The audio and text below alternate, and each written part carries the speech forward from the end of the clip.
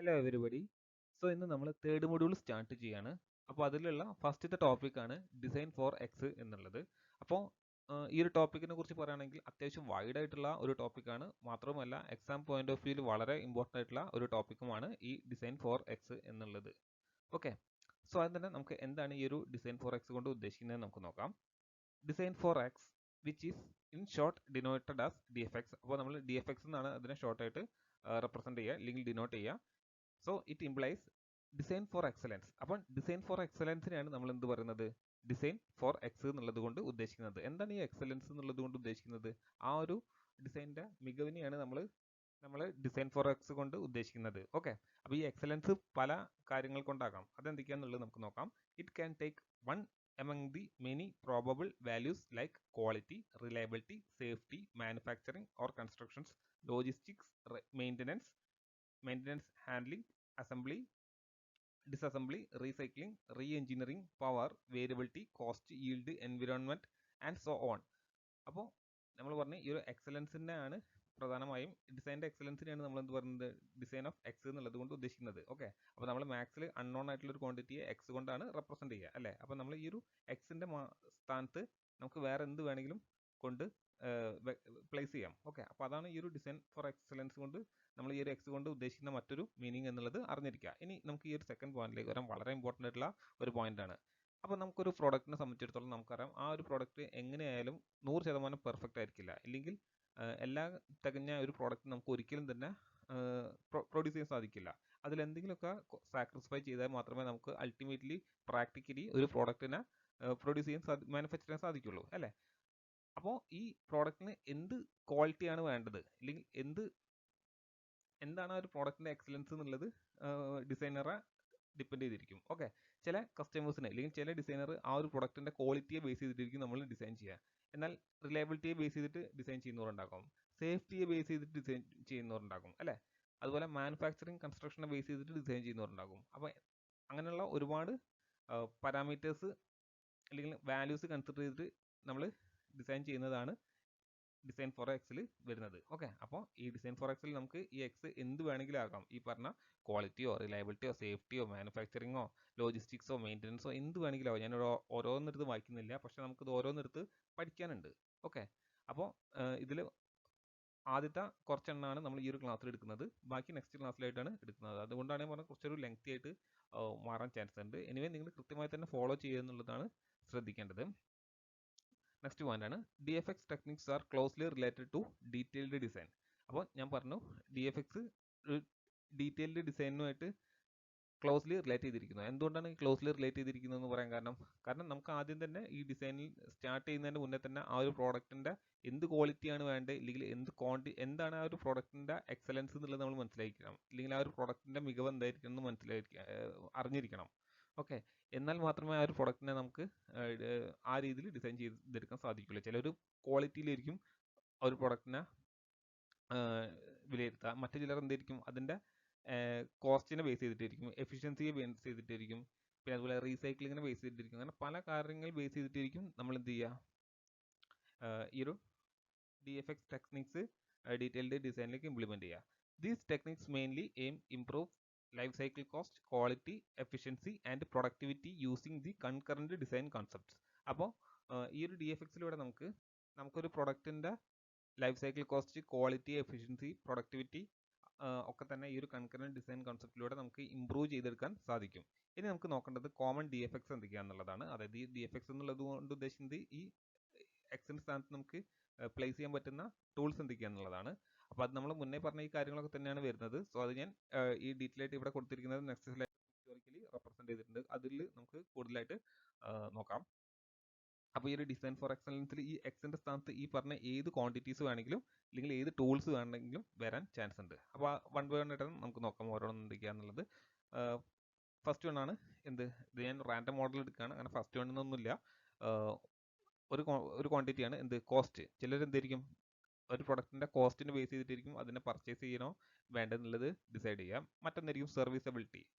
Serviceability പറഞ്ഞാൽ എന്താണ്, ചിലപ്പോൾ ഒരു പ്രൊഡക്റ്റ് മേടിച്ചാൽ നമുക്ക് ഈസി ആയിട്ട് തന്നെ സർവീസ് ചെയ്യാൻ പറ്റുമെങ്കിൽ ആ ഒരു പ്രൊഡക്റ്റാണ് എന്തുകൊണ്ടും മികച്ചത് അല്ലേ. എന്നാൽ ആ ഒരു രീതിയിൽ സർവീസ് ചെയ്ത് വീണ്ടും റീയൂസ് ചെയ്യാൻ താല്പര്യമുള്ള ഒരുപാട് കസ്റ്റമേഴ്സ് ഉണ്ടാകും. അപ്പോൾ അവരെ ബേസ് ചെയ്തിട്ടുണ്ടാക്കുന്നതാണ് സർവീസിൽ വരുന്നത്. പിന്നെ മാനുഫാക്ചറിങ് എന്ന് പറഞ്ഞാൽ നമുക്കറിയാം ഡിസൈൻ ഡിപ്പാർട്ട്മെന്റും പ്രൊഡക്ഷൻ ഡിപ്പാർട്ട്മെന്റും ഡിഫറെൻ്റ് ആണ് അല്ലേ. അപ്പം പ്രൊഡക്ഷൻ ഡിപ്പാർട്ട്മെന്റിൽ എത്രത്തോളം സിമ്പിളായിട്ട് ഡിസൈൻ ചെയ്യാൻ പറ്റുന്ന അല്ലെങ്കിൽ എന്തൊക്കെ മാനുഫാക്ചറിങ് മെത്തേഡ്സ് യൂസ് ചെയ്യാം തുടങ്ങിയ കാര്യങ്ങളൊക്കെയാണ് ഈ ഒരു മാനുഫാക്ചറിങ്ങിലൂടെ ഡിസൈനിൽ നമ്മൾ കൺസിഡർ ചെയ്യുന്നത്. പിന്നെ അസംബ്ലി എന്ന് പറഞ്ഞാൽ എന്താണ്, കുറേ നമുക്കറിയാം ഒരു കാർ അല്ലെങ്കിൽ ഓട്ടോമൊബൈൽ അല്ലെങ്കിൽ എന്തൊരു വലിയൊരു കോമ്പോണൻ്റ് ആയിക്കോട്ടെ, അതിൽ ഒരുപാട് എന്തെങ്കിലും ഉണ്ടാകും, ഇൻഡിവിജ്വൽ കോമ്പോണൻസ് ഉണ്ടാകും. ഓക്കെ, ആ ഇൻഡിവിജ്വൽ കോമ്പോണൻസിനൊക്കെ അസംബിൾ ചെയ്താലാണ് ഫൈനൽ നമുക്കൊരു പ്രൊഡക്റ്റ് ആയിട്ട് കിട്ടുക.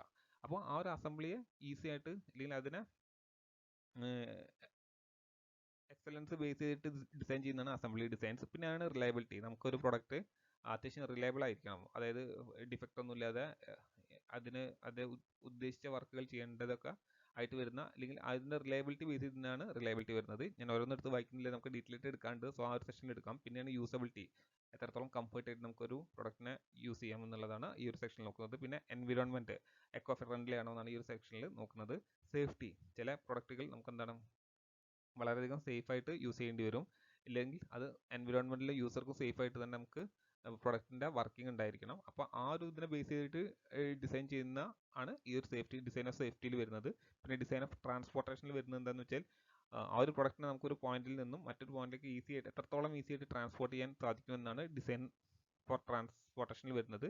പിന്നെ ഡിസൈൻ ഫോർ ടെസ്റ്റബിലിറ്റി എന്ന് പറഞ്ഞത് നമുക്ക് എത്രത്തോളം ഈസി ആയിട്ട് ആ ഒരു പ്രൊഡക്റ്റിനെ ടെസ്റ്റ് ചെയ്യാൻ സാധിക്കും എന്നുള്ളതാണ് ഡിസൈൻ ഫോർ ടെസ്റ്റബിലിറ്റിയിൽ വരുന്നത്. പിന്നെ ഡിസൈൻ ഫോർ പാക്കേജിങ്ങിൽ വരുന്നത് നമുക്ക് എത്രത്തോളം ഈസി ആയിട്ട് ആ ഒരു പ്രൊഡക്റ്റിനെ പാക്ക് ചെയ്യാൻ സാധിക്കും തുടങ്ങിയ കാര്യങ്ങളൊക്കെയാണ് വരുന്നത്. സോ ഓക്കെ, അപ്പോൾ ഇത്രയും കാര്യങ്ങളാണ് നമുക്ക് ഈ ഒരു ഡിസൈൻ ഫോർ എക്സിന്റെ അണ്ടറിൽ പഠിക്കാനുള്ളത്. സോ അതിൽ നമുക്ക് ഓരോന്നായിട്ട് വൺ ബൈ വൺ ആയിട്ട് തന്നെ നോക്കാം. അപ്പോൾ അതിന് മുന്നേ ഈ ഒരു ഡിസൈൻ ഫോർ എക്സിന്റെ അഡ്വാൻറ്റേജസും ഡിസഡ്വാൻറ്റേജസും ഒന്ന് ജസ്റ്റ് ആയിട്ട് നമുക്ക് നോക്കാം, അല്ലെങ്കിൽ അതിന്റെ കുറച്ചുകൂടെ കീ പോയിന്റ്സ് എന്തൊക്കെയാണെന്നുള്ളത് നമുക്ക് നോക്കാം. The advantages of DFX approach is that it provides A systematic method for analysing A design in number of ways. അപ്പോൾ ഈ ഒരു DFXലൂടെ നമുക്കൊരു പ്രൊഡക്റ്റിന്റെ അല്ലെങ്കിൽ ഒരു ഡിസൈനെ നമുക്ക് പല രീതിയിൽ അനലൈസ് ചെയ്യാൻ സാധിക്കും. എന്താണ് ഈ പല രീതിയിൽ അനലൈസ് ചെയ്യാൻ സാധിക്കും എന്നുള്ളത് കൊണ്ട് ഉദ്ദേശിക്കുന്നത്, നമുക്കൊന്നിനെ കോസ്റ്റിനെ ബേസ് കൊണ്ട് ഒരു പ്രൊഡക്റ്റിനെ അനലൈസ് ചെയ്യാൻ സാധിക്കും, ഇല്ലെങ്കിൽ റിലയബിലിറ്റിനെ ബേസ് ചെയ്തിട്ട്, പിന്നെ അതുപോലെ എഫിഷ്യൻസിയെ ബേസ് ചെയ്തിട്ട്, അങ്ങനെ പല രീതിയിൽ നമുക്കൊരു പ്രൊഡക്റ്റിനെ അനലൈസ് ചെയ്യാൻ സാധിക്കും. It strengthens the teamwork within the design environment. മാത്രമല്ല നമ്മളുടെ ഡിസൈൻ എൻവിറോൺമെന്റിലുള്ള ടീം വർക്കിനെ സ്ട്രെങ്തൻ ചെയ്യാനും ഇത് സഹായിക്കുന്നു. അതൊരു എക്സാമ്പിളിലൂടെ നമുക്ക് നോക്കാം. For example, the design for manufacturing and assembly. Design for manufacturing and അസംബ്ലിനെ DFMA എന്നാണ് റെപ്രസെന്റ് ചെയ്യുക, ഒന്ന് അറിഞ്ഞിരിക്കാം. DFMA approaches result in a considerable reduction in parts, resulting in simple and highly reliable design with less assembly and lower manufacturing prices. അപ്പോൾ നമ്മൾ ഈ ഒരു manufacturing അസംബ്ലിയും combine ചെയ്യുകയാണെങ്കിൽ നമുക്ക് എന്താണ് അച്ചീവ് ചെയ്യാൻ സാധിക്കുന്നത്, നമുക്ക് വളരെ സിമ്പിൾ അതുപോലെ തന്നെ ഹൈലി റിലയബിൾ ആയിട്ടുള്ള ഡിസൈൻ നമുക്ക് അച്ചീവ് ചെയ്യാൻ സാധിക്കും. കാരണം മാനുഫാക്ചറിങ്ങും അസംബ്ലിങ്ങും രണ്ട് സെപ്പറേറ്റ് ചെയ്യുന്നതിന് പകരം കമ്പൈൻ ചെയ്താൽ നമുക്ക് എന്താണ് മാനുഫാക്ചർ ചെയ്യുക, അതിനുശേഷം അത് ഓൺ ദ സ്പോട്ട് തന്നെ അസംബിൾ ചെയ്യുക. അങ്ങനെയാണെങ്കിൽ എന്താണ് കമ്പാരിറ്റീവ്ലി നമുക്ക് സിമ്പിളും മേ ബി, കാരണം നിങ്ങൾക്ക് തന്നെ ചിന്തിച്ചാൽ മനസ്സിലാകും. കാരണം ഈ ഡിസൈൻ ഒരു പ്രൊഡക്റ്റ് മാനുഫാക്ചർ ചെയ്യുന്ന ആളുകൾ തന്നെ അസംബിൾ ചെയ്താൽ എന്താണ് അവർക്ക് കൂടുതലായിട്ട് ആ പ്രൊഡക്റ്റിനെ കുറിച്ച് അറിയുകയും ചെയ്യും. അതുകൊണ്ട് തന്നെ ഈസി ആയിട്ട് തന്നെ വളരെ പ്രൊഡക്റ്റീവായിട്ട് തന്നെ അസംബ്ലി പോസിബിൾ ആകും. അതുകൊണ്ട് തന്നെ അൾട്ടിമേറ്റ്ലി എന്തായിരിക്കും ആ ഒരു പ്രൊഡക്റ്റ് എന്തായിരിക്കും സിമ്പിളും അതുപോലെ തന്നെ ഹൈലി റിലയബിളും ആവാൻ ചാൻസ് ഉണ്ട്. ഓക്കെ, പിന്നെ അതുപോലെ തന്നെ ഈ രണ്ട് കാര്യങ്ങൾ ഒരുമിച്ച് ചെയ്യുന്നതോടുകൂടി മാനുഫാക്ചറിങ് പ്രൈസും നമുക്ക് എന്താണ് റെഡ്യൂസ് ചെയ്യാൻ സാധിക്കും. ഓക്കെ, എന്നാൽ ഈ രണ്ട് കാര്യങ്ങൾ ചെയ്യുമ്പോൾ മറ്റ് കുറച്ച് ഡിസഡ്വാൻറ്റേജസ് ഉണ്ടാകും, അത് നമ്മളിവിടെ കൺസിഡർ ചെയ്യുന്നില്ല. അപ്പോൾ ഈ design for manufacturing and assembly combine ചെയ്യുന്നതോടുകൂടിയുള്ള അഡ്വാൻറ്റേജ് ആണ് ഇവിടെ പറഞ്ഞത്. Design for reliability enables to understand how and why a proposed design may fail and find out the aspects which need to be improved. ഇനി design for reliability പ്രധാനമായും DFR എന്നാണ് represent ചെയ്യുക. നമ്മൾക്ക് എന്താ ചെയ്യുന്നതെന്ന് വെച്ചാൽ എങ്ങനെയാണ് നമ്മളുടെ പ്രൊപ്പോസൽ ഡിസൈൻ ഫെയിൽ ആകുന്നത് എന്നുള്ളതും അതിൽ നിന്നും ആ ഫെയിൽ ആകുന്നത് എങ്ങനെ നമുക്ക് മറികടക്കാം, അല്ലെങ്കിൽ അതിനെ എങ്ങനെ നമുക്ക് ഇംപ്രൂവ് ചെയ്തെടുക്കാം എന്നുള്ളതാണ് ഈ ഒരു ഡിസൈൻ ഫോർ റിലയബിലിറ്റിയിലൂടെ നമ്മൾ മനസ്സിലാക്കുന്നത്.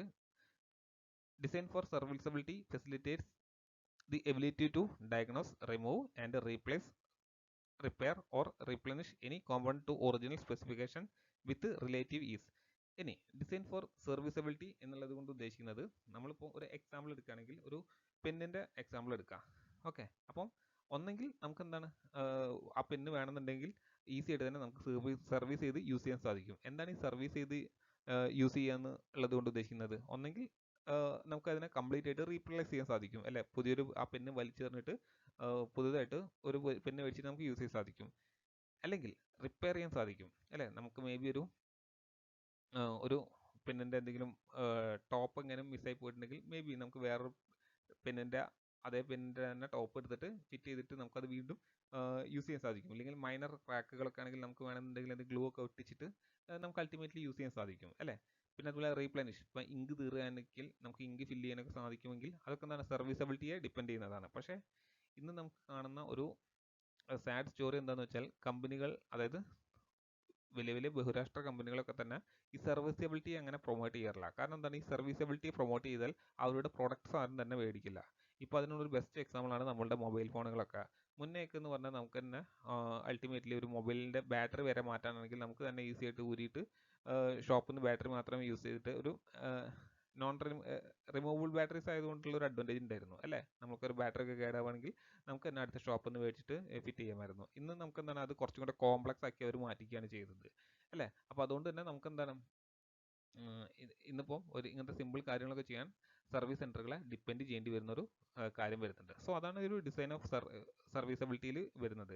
ഓക്കെ, നമുക്കിത് എത്രത്തോളം ഈസി ആയിട്ട് ആ ഒരു പ്രൊഡക്റ്റിനെ സർവീസ് സെൽഫായിട്ട് ചെയ്യാൻ സാധിക്കും എന്നുള്ളതാണ് ഇവിടെ പറയുന്നത്. ഇത് ഈ ഒരു ഫീൽഡിൽ മാത്രമല്ല, നമ്മുടെ ഓട്ടോമൊബൈലിൻ്റെ ഫീൽഡൊക്കെ എടുത്താൽ തന്നെ മനസ്സിലാകും എത്രത്തോളം കോംപ്ലിക്കേറ്റഡ് ആക്കി വെച്ചിരിക്കുകയാണ് ഇലക്ട്രോണിക്സും ഇലക്ട്രിക്കൽ എക്യുപ്മെൻറ്റ്സ് ഒക്കെ വെച്ചതുകൊണ്ട് തന്നെ എന്നുള്ളത് ഒരിക്കലെങ്കിലും വണ്ടി കേടായവർക്ക് തീർച്ചയായും മനസ്സിലാവുന്ന ഒരു കാര്യമാണ് ഈ ഒരു ഡിസൈൻ ഓഫ് സർവീസബിലിറ്റിയിൽ വരുന്നത്. ഓക്കെ, ഇനിയാണ് the design of maintainability. DFM makes sure that the design will perform satisfactorily throughout its intended life. അപ്പം ഡിസൈൻ ഓഫ് മെയിൻ്റനബിലിറ്റിയിലൂടെ നമ്മൾ പ്രധാനമായും ഇൻറ്റൻറ്റ് ചെയ്യുന്നത് എന്താണെന്ന് വെച്ചാൽ ആ ഒരു പ്രോഡക്റ്റ് അതിൻ്റെ ഒരു ടൈം പീരീഡ് അല്ലെങ്കിൽ അതിൻ്റെ ഒരു ലൈഫ് സൈക്കിൾ പീരീഡിൽ അത് നിർദ്ദേശിച്ച ഫംഗ്ഷൻ ചെയ്യും എന്നുള്ളതാണ് ഈ ഒരു ഡിസൈൻ ഓഫ് മെയിൻ്റെനബിലിറ്റിയിൽ പറയുന്നത്. നെക്സ്റ്റ് ആണ് design of environment is concerned with environment issues as well as post production concerns. അപ്പോൾ ഈ നമ്മൾ ഉണ്ടാക്കുന്ന ഈ പ്രൊഡക്റ്റ് എൻവിറോൺമെൻറ്റുമായിട്ട് എങ്ങനെ ഇമ്പാക്ട് ചെയ്യുന്നു അല്ലെങ്കിൽ റിയാക്ട് ചെയ്യുന്നു തുടങ്ങിയ ഇതൊക്കെയാണ് ഈ ഒരു ഡിസൈൻ ഓഫ് എൻവിറോൺമെൻറ്റിലൂടെ നമ്മൾ നോക്കുന്നത്. ഓക്കെ, അപ്പോൾ ഇത്രയുമാണ് പ്രധാന. സോ ആദ്യം നമുക്ക് ഡിസൈൻ ഫോർ ക്വാളിറ്റിയെ കുറിച്ച് നോക്കാം.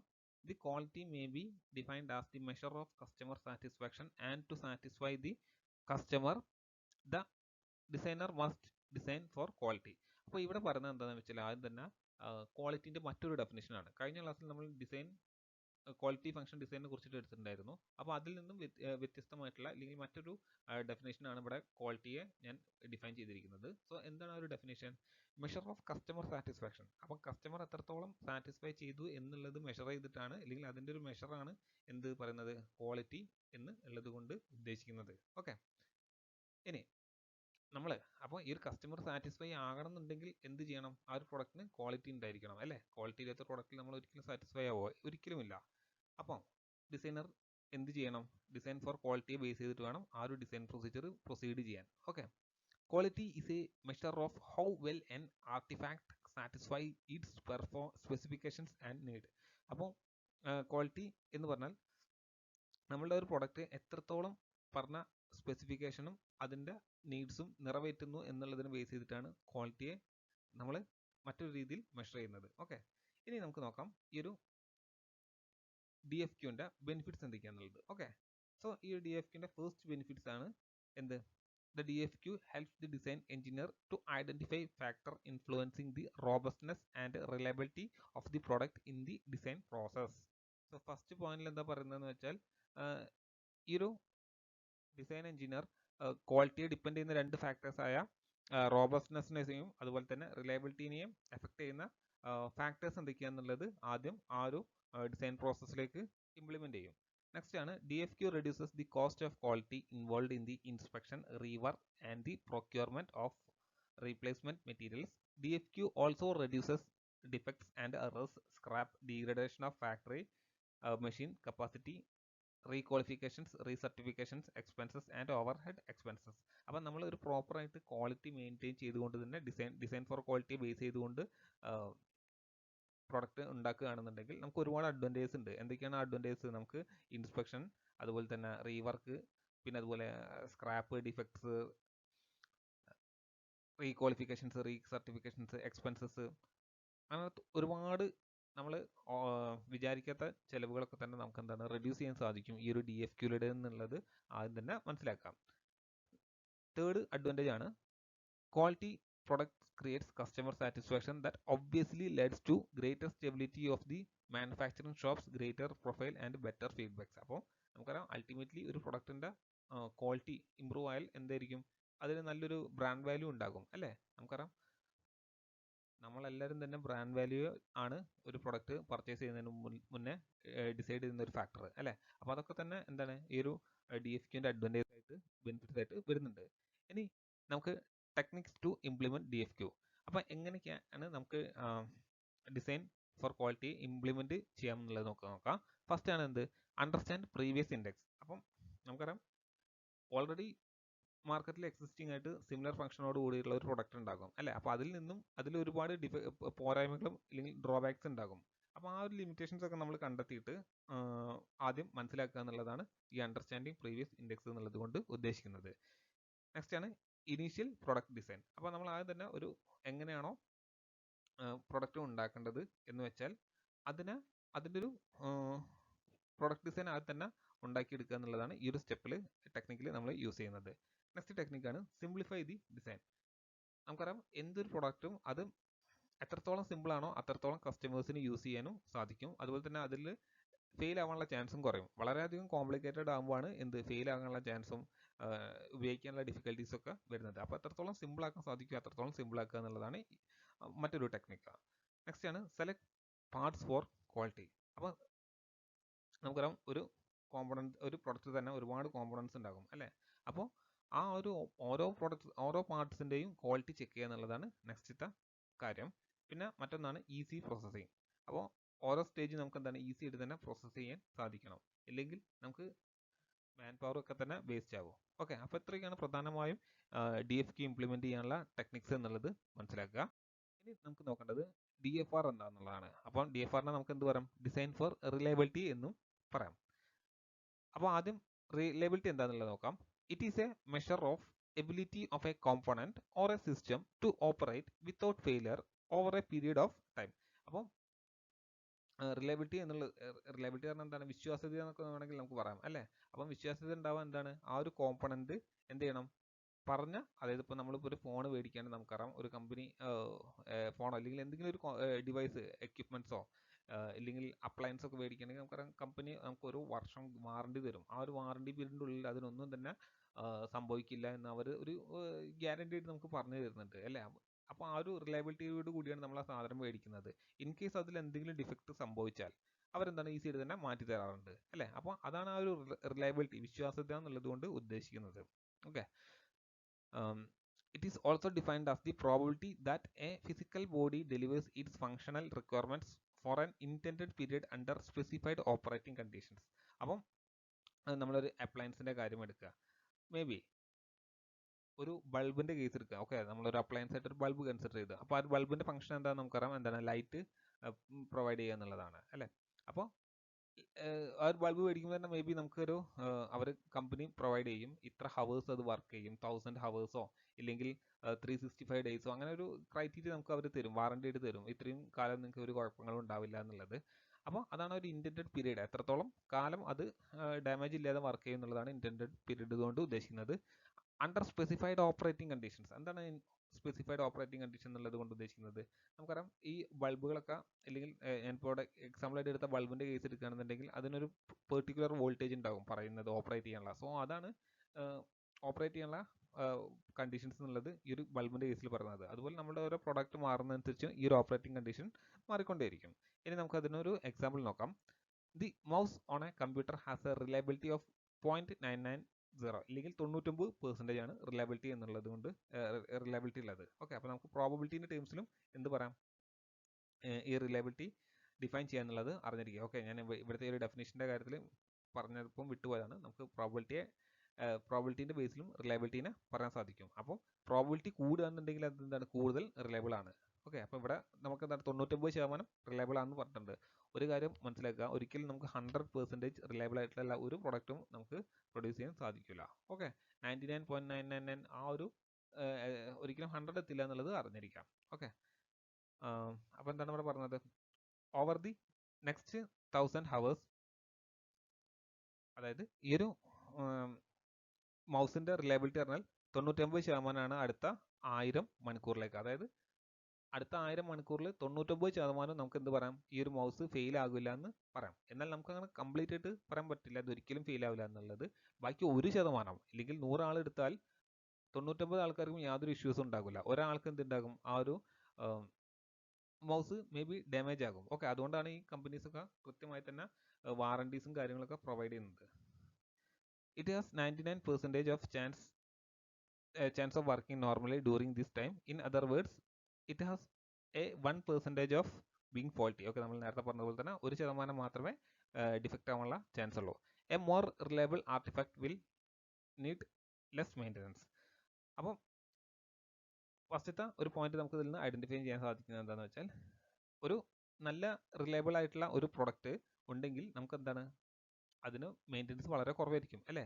കാരണം നമുക്കറിയാം ഡാമേജ് ആയാൽ മാത്രമേ അതിന് മെയിൻ്റനൻസ് ചെയ്താൽ മതി. അപ്പം നല്ലൊരു റിലയബിൾ ആയിട്ടുള്ള ഒരു പ്രൊഡക്റ്റ് ഉണ്ടെങ്കിൽ തീർച്ചയായും എന്താണ്, അതിൻ്റെ മെയിൻ്റനൻസ് നമുക്ക് കുറയ്ക്കാൻ സാധിക്കും. ഓക്കെ, അപ്പം നിങ്ങൾ നമ്മുടെ പ്രാക്ടിക്കൽ ലൈഫിൽ യൂസ് ചെയ്യുന്ന കാര്യങ്ങൾ ബേസ് ചെയ്തിട്ട് ഈ ക്ലാസ്സുകൾ അറ്റൻഡ് ചെയ്യുക. ഇല്ലെങ്കിൽ കാര്യങ്ങൾ മനസ്സിലാക്കിക്കൊണ്ട് നിങ്ങൾ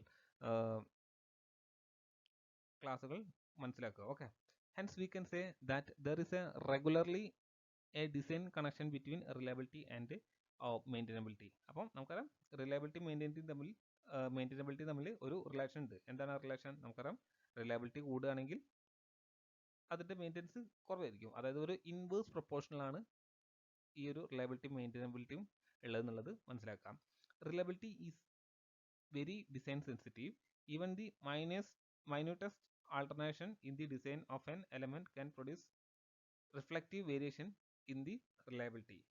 പിന്നെ ഇവിടെ പറയുന്നുണ്ട് റിലയബിലിറ്റി എന്ന് പറഞ്ഞ ഡിസൈൻ സെൻസിറ്റീവ് ആണെന്നുള്ളത്. അതായത് നമ്മൾ പ്രപ്പോസ് ചെയ്ത ഡിസൈൻ മോഡലിന് വളരെ ചെറിയ രീതിയിലൊരു ഡിസൈനിന് വേരിയേഷൻ വന്നാൽ തന്നെ അതിൻ്റെ റിലയബിലിറ്റിയെ വളരെ അഡ്വേഴ്സ് ആയിട്ട് തന്നെ അല്ലെങ്കിൽ നെഗറ്റീവ്ലി എഫക്റ്റ് ചെയ്യുന്നുള്ള ഒരു കാര്യം അറിഞ്ഞിരിക്കുക. ഓക്കെ, ഇനി നമുക്ക് നോക്കേണ്ടത് ഡിസൈൻ ഓഫ് റിലയബിലിറ്റി നേരിടുന്ന മേജർ ഇഷ്യൂസ് എന്തൊക്കെയാണെന്നുള്ളതാണ്. അപ്പോൾ അതിൽ വരുന്ന ഫസ്റ്റത്തെ ഇഷ്യൂ ആണ് എന്ത്, മാനുഫാക്ചറിങ് ഡിഫക്ട്സ്. അപ്പോൾ ഈ ഒരു ഞാൻ നേരത്തെ പറഞ്ഞു എന്താണ്, ഒരു ഡിസൈനിലുള്ള ചെറിയൊരു വേരിയേഷൻ തന്നെ നമ്മളുടെ റിലയബിലിറ്റിയെ അഡ്വേഴ്സ്ലി എഫക്ട് ചെയ്യുന്നുള്ളത്. അപ്പോൾ അതിൽ വരുന്ന ഫസ്റ്റത്തെ ഇഷ്യൂ ആണ് എന്ത്, മാനുഫാക്ചറിങ് വരുന്ന ഇഷ്യൂസ്. പിന്നെയാണ് ഡിസൈൻ എറേഴ്സ്. നമുക്കറിയാം ഡിസൈനിൽ ഒരുപാട് ഡയമെൻഷൻസും കുറേ കാൽക്കുലേഷൻസും കാര്യങ്ങളൊക്കെ വരുന്നതാണ്. അപ്പോൾ അതിൽ എന്താണ്, ഒരു ഹൈ ചാൻസ് ഉണ്ട് ഡിസൈൻ എറേഴ്സ് ഉണ്ടാകാൻ. പിന്നെ എന്താണ്, മെയിൻ്റനൻസ്. മറ്റൊന്നാണ് എക്സീഡിങ് ഡിസൈൻ ലിമിറ്റ്സ്, നമ്മുടെ ഡിസൈൻ ലിമിറ്റ്സ് എക്സീഡ് ചെയ്യുന്നത്. പിന്നെ എൻവിറോൺമെൻറ്റൽ ഫാക്ടേഴ്സ്. അപ്പോൾ ഈ എൻവിറോൺമെൻറ്റൽ ഫാക്ടേഴ്സിൽ എന്തൊക്കെയാണ് ഉദ്ദേശിച്ചതെന്ന് വെച്ചാൽ, മേ ബി ഒരു പ്രൊഡക്റ്റ് നമ്മൾ ഉണ്ടാക്കുന്നത് ഒരു വിൻ്റർ കണ്ടീഷനിൽ ഉപയോഗിക്കാനായിരിക്കും. അത് നമ്മൾ സമ്മറിൽ യൂസ് ചെയ്താൽ മേ ബി എന്തായിരിക്കും, അതിൻ്റെ ഡാമേജ് ഉണ്ടാകാൻ ചാൻസ് ഉണ്ട്. മാത്രമല്ല നമ്മൾ ഈ ഒരു അറ്റ്മോസ്ഫിയറിലുള്ള ഹ്യൂമിഡിറ്റി ഓരോ സ്ഥലങ്ങളിലും മാറിയിരിക്കും. പിന്നെ അതുപോലെ തന്നെ ഈ സാൾട്ട് കണ്ടന്റ്, ഈ കോസ്റ്റൽ റീജിയൻസിലൊക്കെ എന്തായിരിക്കും, സാൾട്ട് കണ്ടന്റ് കൂടുതലായിരിക്കും. അപ്പോൾ ഇലക്ട്രോണിക്സ് എക്യുപ്മെൻറ്റ്സിനൊക്കെ അത് കൂടുതലായിട്ട് അഡ്വേഴ്സ്ലി എഫക്ട് ചെയ്യാറുണ്ട്. അപ്പോൾ അതാണ് ഈ ഒരു എൻവിറോൺമെൻറ്റൽ ഫാക്ടേഴ്സിൽ വരുന്ന.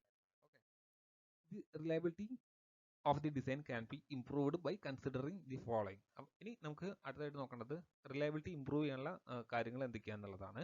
Minimising damage from shipping, service and repair. അപ്പോൾ നമ്മളെ ഷിപ്പിംഗ്, സർവീസും റിപ്പയറിലൊക്കെ ഉള്ള ഡാമേജസ് കുറയ്ക്കുക എന്നുള്ളതാണ്. നെക്സ്റ്റ് ആണ് റെഡ്യൂസിങ് ഡിസൈൻ കോംപ്ലക്സിറ്റി. അപ്പോൾ ഞാൻ എല്ലായ്പ്പോഴും പറയുന്നതാണ്, നമ്മൾ എന്ത് പ്രൊഡക്റ്റ് നിങ്ങൾക്ക് എക്സാമിന് ചോദിക്കുകയാണെങ്കിലും ഒക്കെ തന്നെ നിങ്ങൾ എന്ത് ചെയ്യുക, വളരെ സിമ്പിളായിട്ട് ഡിസൈൻ ചെയ്യുക. ഒരിക്കലും കോംപ്ലക്സ് കാര്യങ്ങളിലേക്ക് പോവാതിരിക്കുക. Maximising the use of standard components. പരമാവധി നമ്മൾ എന്ത് ചെയ്യുക, സ്റ്റാൻഡേർഡ് കോമ്പോണൻസ് യൂസ് ചെയ്യുക. എന്താണ് സ്റ്റാൻഡേർഡ് കോമ്പോണൻസ് കൊണ്ട് ഉദ്ദേശിക്കുന്നത്? കാരണം നമുക്കറിയാം നെറ്റ് ബോൾട്ടൊക്കെ, അതായത് ഒരു M24 നെറ്റ് എന്ന് പറഞ്ഞാൽ എന്തായിരിക്കും, അത് ഇവിടെ ആയാലും അമേരിക്കയിലാണെങ്കിലും ജപ്പാനിലാണെങ്കിലും അവിടെ എല്ലായിടത്തിലും എന്തായിരിക്കും, ഒരു സ്റ്റാൻഡേർഡ് ഡയമെൻഷൻസ് ഉണ്ടാവുക M24 എന്നൊക്കെ പറഞ്ഞാൽ അല്ലേ. അപ്പോൾ ആ ഒരു സ്റ്റാൻഡേർഡ് കോമ്പോണൻസും പാർട്സും യൂസ് ചെയ്യുക. അല്ലാതെ നമുക്ക് തോന്നിയ പോലെ തോന്നിയ ഡയമെൻഷൻ ഒന്നും യൂസ് ചെയ്യാതിരിക്കുക. മേ ബി നിങ്ങൾക്കറിയാം M20 കഴിഞ്ഞാൽ M24 ആയിരിക്കും. ഒരിക്കലും M23 M23.5 എന്ന് പറഞ്ഞ ഡയമെൻഷൻ ഒന്നും ഉണ്ടാവില്ല. അപ്പോൾ അങ്ങനത്തെ കോമ്പണൻസ് ഒന്നും യൂസ് ചെയ്താൽ നമ്മൾ കോമൺ ആയിട്ട് സ്റ്റാൻഡേർഡ് ഡയമെൻഷനിലുള്ള പ്രോഡക്ട്സ് യൂസ് ചെയ്യുക എന്നുള്ളതാണ് സ്റ്റാൻഡേർഡ് കോമേഴ്സ് കൊണ്ട് ഉദ്ദേശിക്കുന്നത്. Counteracting the environmental and degradation factor. എൻവിറോൺമെന്റിൽ അതുപോലെ തന്നെ ഡീഗ്രഡേഷൻ ഫാക്ടേഴ്സും കൺസിഡർ ചെയ്യുക. Simplicity of components and assemblies will reduce the chances of errors. അപ്പോൾ നമ്മൾ മുന്നേ ഡിസ്കസ് ചെയ്ത കാര്യമാണ്.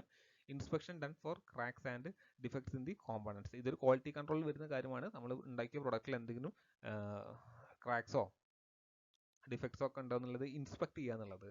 Tracking all leads and defect rates from both internal and external supplies and planning and action to address them. Finally നമുക്ക് നോക്കാനുള്ളത് design for സേഫ്റ്റിയെ കുറിച്ചിട്ടാണ്. Okay, nowadays anxiety for health and safety is a major issue in design process. Industry has become more conscious of the necessity for responses to less work related damages. അപ്പോൾ നമുക്കറിയാം ഹെൽത്തിനെയും സേഫ്റ്റിയെയും കുറിച്ചിട്ടൊക്കെ നമ്മൾ സാധാരണക്കാർ തന്നെ വളരെയധികം aware ആണ് അല്ലേ. ഈവൻ ദോ ഓർഗാനിക് വെജിറ്റബിൾസ് എന്നൊക്കെ പറഞ്ഞ് വിൽക്കുന്നത് നമ്മൾ പോലും അത്ര ഡീപ്പായിട്ട് ചിന്തിക്കാറില്ല. ഇത് ഓർഗാനിക് ആണോ എന്നുള്ളതൊന്നും പോയിട്ട് വെരിഫൈയും ചെയ്യാറില്ല. നമ്മൾ ഓർഗാനിക് എന്ന് കണ്ടാൽ നമ്മൾ കണ്ണ് അടച്ചുകൊണ്ട് മേടിക്കാറുണ്ട് അല്ലേ. അത് അൾട്ടിമേറ്റ്ലി എന്താണ് നമ്മളവിടെ ഉദ്ദേശിക്കുന്നത്, അത് സേഫ് ആണെന്നുള്ളത് കൊണ്ടാണ് നമ്മൾ ഈ കാര്യങ്ങളൊക്കെ ചെന്ന് പെടുന്നത് അല്ലേ. ഒരു പരിധിവരെ ശരിയായിരിക്കും, ഇനി ഞാൻ ജസ്റ്റ് പറഞ്ഞതേ ഉള്ളൂ. അപ്പം ഇൻഡസ്ട്രിയെ സംബന്ധിച്ചിടത്തോളം അവരെന്താണ് വളരെയധികം സേഫ്റ്റിക്ക് ഇമ്പോർട്ടൻസ് കൊടുക്കുന്നുണ്ട് എന്നുള്ളത് അറിഞ്ഞിരിക്കുക. Okay, an organization should account for personal safety at the design stage of a product. This will ultimately result lesser damages and diseases and improved yield of product. അപ്പോൾ നമ്മൾ ഈ ഒരു ഡിസൈൻ എന്ന് പറഞ്ഞാൽ ഒരു പ്രോഡക്റ്റിനെ സംബന്ധിച്ചിട്ടുള്ള അതിൻ്റെ ഡിസൈൻ എന്ന് പറഞ്ഞാൽ അതിൻ്റെ ഒരു പ്രോഡക്റ്റിനെ സംബന്ധിച്ചിട്ടുള്ള അതിൻ്റെ സേഫ്റ്റി എന്ന് പറഞ്ഞാൽ അതിൻ്റെ ഡിസൈൻ സ്റ്റേജ് തന്നെ നമ്മൾ ഐഡന്റിഫൈ ചെയ്യേണ്ടതുണ്ട്. ഓക്കെ, മേ ബി നമ്മൾ കാർസിനോജനിക് ആയിട്ടുള്ള മെറ്റീരിയൽസ് ഒക്കെ തന്നെ യൂസ് ചെയ്യാതെ എക്കോ ഫ്രണ്ട്ലി ആയിട്ടുള്ള ഹ്യൂമൻ ഫ്രണ്ട്ലി ആയിട്ടുള്ള പൊല്യൂഷൻസും ടോക്സിസിറ്റി ഒന്നും ഇല്ലാത്ത മെറ്റീരിയൽസ് ഒക്കെ യൂസ് ചെയ്യുക തുടങ്ങിയ കാര്യങ്ങളൊക്കെയാണ് നമ്മൾ ഒരു ഡിസൈൻ സ്റ്റേജ് തന്നെ മെറ്റീരിയൽ സെലക്ഷനിലൊക്കെ തന്നെ ശ്രദ്ധിക്കേണ്ടത്. ഓക്കെ, അങ്ങനെയാണെന്നുണ്ടെങ്കിൽ നമുക്ക് എന്താണ് നമുക്ക് പരമാവധി ലെസ് ഡാമേജസ് ഉണ്ടായിരിക്കുള്ളൂ. കാരണം നിങ്ങൾക്ക് അറിയാമെന്നറിയില്ല, മുന്നേയൊക്കെ എന്തായിരുന്നു ഒരുപാട് ഈ ക്ലച്ചിലൊക്കെ ആസ്ബസ്റ്റോസിന്റെ ഷീറ്റുകളും നമ്മുടെ വെഹിക്കിൾസിന്റെ ക്ലച്ചിലൊക്കെ തന്നെ ഈ ആസ്ബസ്റ്റോസ് ഒക്കെ ഒരുപാട് യൂസ് ചെയ്തിട്ടുണ്ടായിരുന്നു. പിന്നീടാണ് അത് മനസ്സിലാക്കിയത് കാർസിനോജന് കാരണമാകുന്നു, ക്യാൻസറിന് കാരണമാകുന്നു എന്നുള്ളത്. പിന്നീട് അത് നിരോധിച്ചെങ്കിലും അപ്പൊ ഇങ്ങനത്തെ കാര്യങ്ങളൊക്കെ എന്ത് ചെയ്യുക, നമ്മളൊരു ഡിസൈൻ തന്നെ ശ്രദ്ധിക്കുക എന്നുള്ളതാണ് ഇവിടെ നമ്മൾ ശ്രദ്ധിക്കേണ്ടത്. Okay, some of the safety hazards that are needed to be considered in design. ഇനി ഡിസൈനിൽ നമുക്ക് ശ്രദ്ധിക്കേണ്ട സേഫ്റ്റി ഹസാർഡ്സ് എന്തൊക്കെയാ എന്നുള്ളത് നോക്കാം.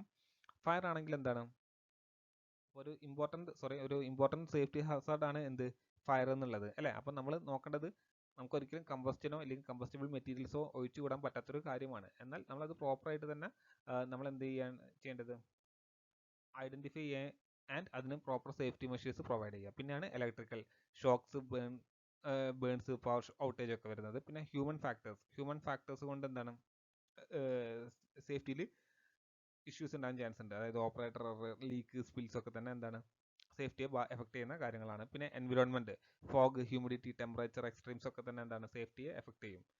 മെറ്റീരിയൽസിനെ സംബന്ധിച്ചിടത്തോളം ആണെങ്കിൽ കൊറോഷൻ, ബ്രേക്ക് ഡൗൺ, ലോബ്രിക്കേഷൻസ് ഒക്കെ മെറ്റീരിയൽസിനെ സംബന്ധിച്ചിടത്തോളം ഉള്ള സേഫ്റ്റി ഹസാർഡ്സിനെ എഫക്ട് ചെയ്യുന്നതാണ്. പിന്നെ മെക്കാനിക്കലി നമുക്ക് എന്ത് പറയാം, ഫ്രാക്ചർ, ഷാർപ്പ് എഡ്ജസ്, സ്റ്റെബിലിറ്റി ഒക്കെ തന്നെ എന്താണ് മെക്കാനിക്കൽ പോയിന്റ് ഓഫ് വ്യൂവിൽ സേഫ്റ്റി ഹസാർഡ്സ് ആണ്. പിന്നെ കെമിക്കലി നമുക്ക് എന്ത് പറയാം, human exposure or material degradation ഒക്കെ എന്താണ് കെമിക്കൽ ഹസാർഡ്സിൽ പെടുന്ന ഒരു കാര്യങ്ങളാണ്. സോ ഫൈനലി നമുക്ക് ഡിസൈൻ ഫോർ സേഫ്റ്റി ഇംപ്രൂവ് ചെയ്യാൻ എന്നുള്ളത് നോക്കാം. Identify the actual or potential Hazard and then design the product accordingly. അപ്പോൾ ആദ്യം തന്നെ നമ്മൾ എന്ത് ചെയ്യുക, ഹസാർഡസ് ആയിട്ടുള്ള കാര്യങ്ങൾ ഐഡന്റിഫൈ ചെയ്യുക. അതിനുശേഷം അതിനെ ഓവർകം ചെയ്യാൻ അല്ലെങ്കിൽ അത് മാറ്റി നിർത്തിയിട്ട് എങ്ങനെ ഡിസൈൻ ചെയ്യാൻ എന്നുള്ളതാണ് നമ്മൾ ആദ്യം ശ്രദ്ധിക്കേണ്ടത്. പിന്നെയാണ് design the product with high factor of safety. നമ്മൾ ഉയർന്ന ഫാക്ടർ ഓഫ് സേഫ്റ്റി പ്രൊവൈഡ് ചെയ്തുകൊണ്ട് ഒരു പ്രൊഡക്റ്റ് ഡിസൈൻ ചെയ്യുക എന്നുള്ളതാണ്. അപ്പോൾ ഫാക്ടർ ഓഫ് സേഫ്റ്റി എന്താണെന്നൊക്കെ നമ്മൾ മുന്നെടുത്തതാണ്, അതുകൊണ്ട് ഞാൻ ഇവിടെ വീണ്ടും ആവർത്തിക്കാത്തത്. Humans are likely to make errors in process, so user friendly product must be preferred overcome human errors. ഇനി നമ്മൾ എന്താ ചെയ്യേണ്ടതെന്ന് വെച്ചാൽ, നമ്മളെല്ലാവരും തന്നെ ഹ്യൂമൻസ് ആയതുകൊണ്ട് തന്നെ എറേഴ്സ് നമുക്ക് കംപ്ലീറ്റ് ആയിട്ട് ഒഴിവാക്കാൻ സാധിക്കില്ല. സോ ഒരു യൂസർ ഫ്രണ്ട്ലി ആയിട്ടുള്ള ഒരു പ്രൊഡക്റ്റ് ആണെന്നുണ്ടെങ്കിൽ നമുക്ക് എന്താണ് ഈ എറേഴ്സിനെ ഓവർകം ചെയ്യാൻ സാധിക്കും, ഇല്ലെങ്കിൽ അടുത്ത ഒരാൾക്ക് ആ ഒരു എറർ ഐഡന്റിഫൈ ചെയ്തിട്ട് സോൾവ് ചെയ്യാൻ സാധിക്കും. പിന്നെ മറ്റൊരു കാര്യമാണ് prototype of A product should B analysed and the occurred error should be rectified before manufacturing. അപ്പോൾ നമ്മളൊരു പ്രൊഡക്റ്റ് ലാർജ് സ്കെയിൽ ഉണ്ടാക്കുന്നതിന് മുന്നേ ഒരു പ്രോട്ടോടൈപ്പ് ഉണ്ടാക്കി അതിൽ ടെസ്റ്റ് ചെയ്തതിന് ശേഷം അത് ഓക്കെ ആണെങ്കിൽ മാത്രം ലാർജ് സ്കെയിലേക്ക് പോകുക എന്നുള്ളതാണ് മറ്റൊരു കാര്യം. Determine the root cause of hazards and redesign to eliminate the hazards. അപ്പോൾ നമ്മൾ മറ്റൊരു കാര്യം ചെയ്യാൻ പറ്റുന്നത് ഈ ഹസാർഡ്സിന് കാരണമായിട്ടുള്ള കാര്യങ്ങൾ എന്തൊക്കെയാണെന്ന് ഐഡന്റിഫൈ ചെയ്യുക, പറ്റുമെങ്കിൽ അതിനെ എലിമിനേറ്റ് ചെയ്യുക. Okay, reduce the use of flammable materials including packaging materials. പിന്നെ നമ്മൾ നോക്കേണ്ടത് ഫ്ലെയിമബിൾ മെറ്റീരിയൽസിന്റെ യൂസ് കുറയ്ക്കുക എന്നുള്ളതാണ്.